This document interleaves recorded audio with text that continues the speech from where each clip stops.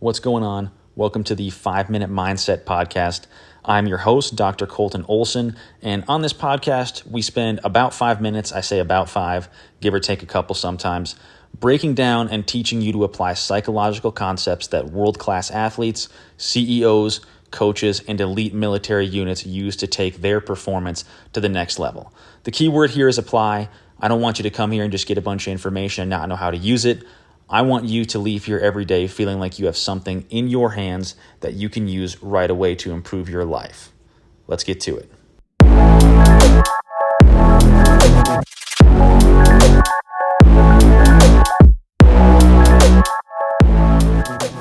I am a huge football fan, so this time of year, when we're getting close to the NFL playoffs and it's conference championship time in college football, it's my favorite time of year. Everybody plays harder, the games are more meaningful, they're more competitive, and it's always a little bit chaotic, which makes it a lot more exciting. And apart from these games just being really good and exciting, another reason I love championship season is because we get a glimpse of what it takes to be a champion at the highest level.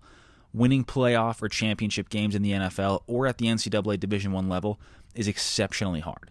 Every team is loaded with unbelievable talent, every coach is one of the best in the world. Each team has the best technology money can buy when it comes to training, recovery, and preparation, and everybody on each team sells out to win every game. So when we get to this time of year, the playing field is pretty even, and it takes a little bit extra to win these games.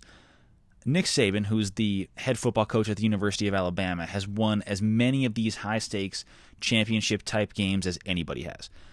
He's won 7 college football national championships, 10 SEC championships, and a record 9 college football playoff games. A lot of winning. So it's safe to say he knows what it takes to win, to compete and win consistently at the highest level when you're facing the most difficult competition. And during the college football national championship game last year when Alabama wasn't playing, he had a great quote when he was asked about how his teams usually prepare for unexpected challenges they might face in championship-type games. And he said one of the most important things they tell their teams, their coaches and their players prior to big games is not to chase ghosts.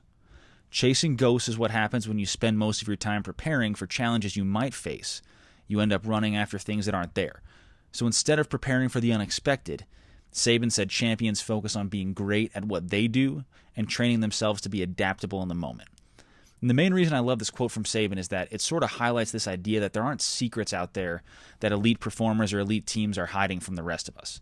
Alabama doesn't have a secret formula for preparing for unexpected challenges that propelled them to the top. They just embrace the idea that there are no secrets. And they know that to become champions, they need to be completely bought into their strategy and they need to be masters of their game, not somebody else's. And during my time as a performance psychologist, I've seen a ton of different athletes and teams fail to understand that and get caught chasing ghosts.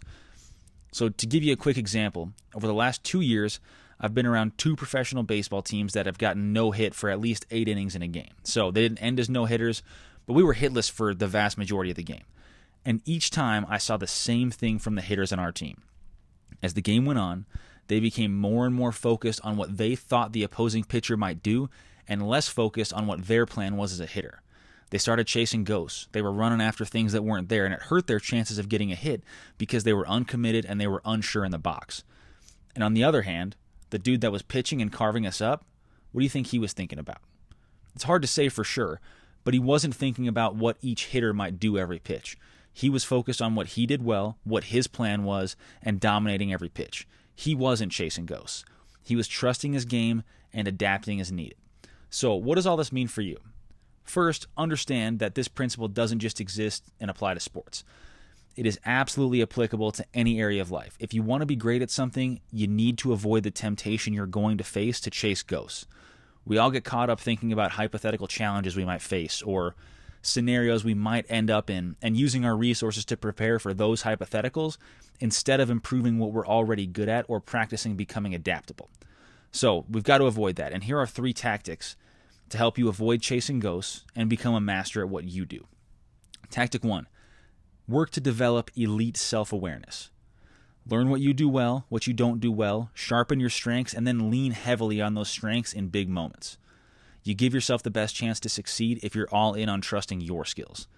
Tactic 2, practice adaptability. Ask your coaches, your teammates, or your coworkers to practice scenarios with you that require you to adapt.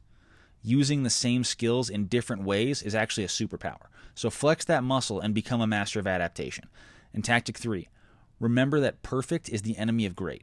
Chase mastery every day, focus on getting 1% better at what you do, and then perform your best with whatever you have when it's time to go. Be a master at what you do, not what they do. Don't go chasing ghosts. That's all we got for today. If you enjoy the podcast, please subscribe and leave a review, and I'll see you back here next time on 5 Minute Mindset.